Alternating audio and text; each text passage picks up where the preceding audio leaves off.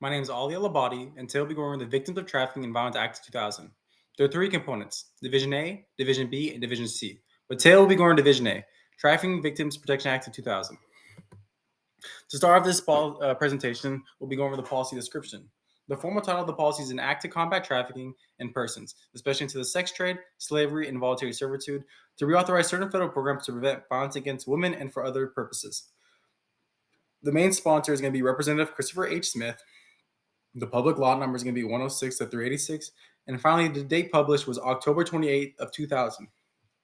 Furthermore, to the policy description, there was four preceding legislations: the Mann Act in 1910, the Protection of Child Against Sexual Exploitation Act in 1977, the Foreign Assistance Act in 1961, and the Missing Children Act in 1982. And all of these legislations pretty much set the groundwork for the TVPA to be passed. But since the 2000, there's been 8 reauthorizations. I believe the most important reauthorizations are from 2003 and 2017. The reauthorization from 2003 refined federal provisions. The act allowed victims to file lawsuits against their traffickers and added human trafficking crime as a racketeer influence and corrupt organization. And the one from 2017 acted more funding and mandates for victims of trafficking. The extent of the problem is international and domestic.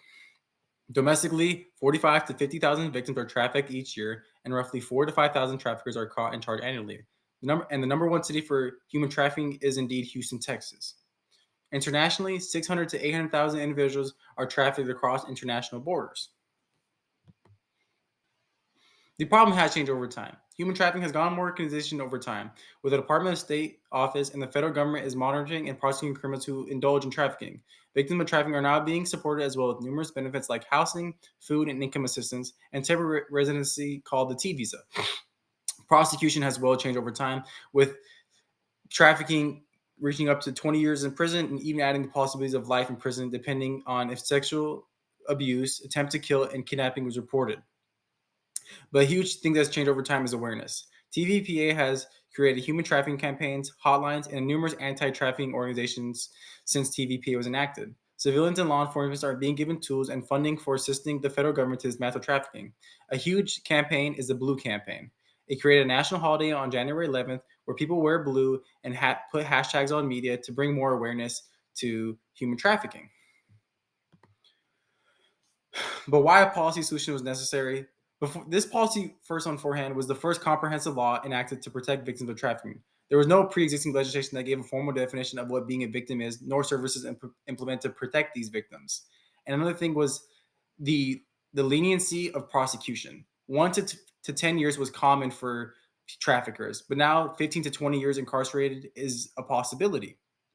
Another thing is that they're training the victims. They're giving the victims job training, teaching them how to understand the common language of English, and offering temporary residency so they can recover from trafficking. Now we'll be discussing the goals. The manifest goals is protection, prevention, and prosecution. And prevention was made with an integrity task force to monitor trafficking and limit criminal activity, as well with prosecution increasing the penalties for trafficking and protection offering benefits to the victims. But the unstated goals were pretty much to change the way they treat the victims.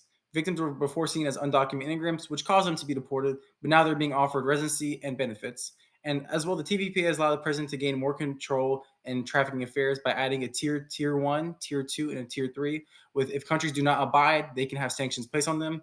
So countries now have to abide human trafficking anti efforts to not receive sanctions. And one of the major goals of TPA is to protect the vulnerable targeted population. Women and children in poverty are the main targets of trafficking, and TPA is sought to provide the necessary resources so the targeted population can rebuild their lives. A major result from the TPA Act was the temporary residency called the T visa. The T visa gives access to victims to live in the United States up to 4 years, and the visa also allows family members of the victim to obtain non-immigrant status as well. So once you have obtained the T visa, you're eligible for housing, education, healthcare, job training, psychological care, social assistance, language education, work permits, victim compensation, and foster care. And the people who will provide these benefits is TANF, the programs who provide these benefits is TANF, SSI, RCA, SNAP, WIC, Medicaid, CHIP, RMI, medical screening, one-stop center system, Job Corps, and match grants.